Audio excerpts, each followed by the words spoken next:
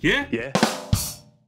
All right, my number 6 is a game called Pester on the Xbox 360. It's an indie game. Funnily enough, the weirdest thing happened. I was just looking at it on the indie game menu, and I was just like, I'll download that. And then we got an email from the guy who made it saying, would you like to a review code? And I was like, yeah, sweet, wicked. It's right up my street. It's a very, very effective retro style vertical scrolling shooter. It's modelled to look like an old arcade game, so there's the arcade cabinet sides and there's optional scan lines you can have on the image and stuff. Okay. The best thing you can say about it is that, like all great shooters, the controls are perfect. It's slippery.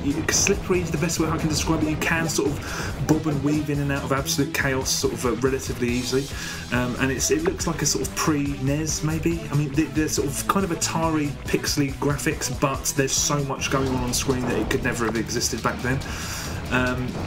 Yeah, it's really good. I mean, there's also loads of it. I mean, it's 80 Microsoft points, and there's loads of you can change loads of variables. You can reverse the controls, turn on and off particle physics and stuff. There's sort of mocked up achievements. There's duo mode where you can play 2 ships on screen, one thumbstick each, which is like a complete headfuck, but really, really entertaining. It's really good. The only thing that's really wrong with it is it's too goddamn difficult. I mean, I like games like this, and I like the fact that they're difficult, but there's all these extra modes, loads of new gameplay modes, but you can only unlock them after you've got 40,000 points on the main sort of central, the story mode's the wrong word, but the arcade mode. And I played it a lot. I mean, that's the thing. It's very, very Moorish. I mean, I kept saying, I have one more, and it's it's like all great shooters. It's incredibly Moorish. But I couldn't get near the 40,000 points. I mean, I know if you fork out for a game, you will persevere, and shooter fans love that. So it might not be. It might be less of a problem for some.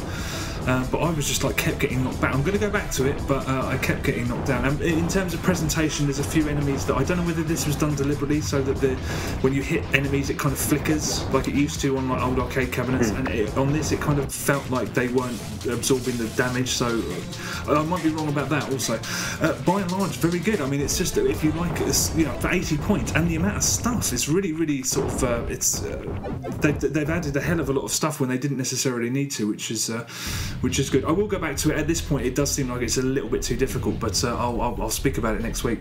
Pester, was it? Pester, that's right. Yes, cool. Yeah, definitely look at the trial.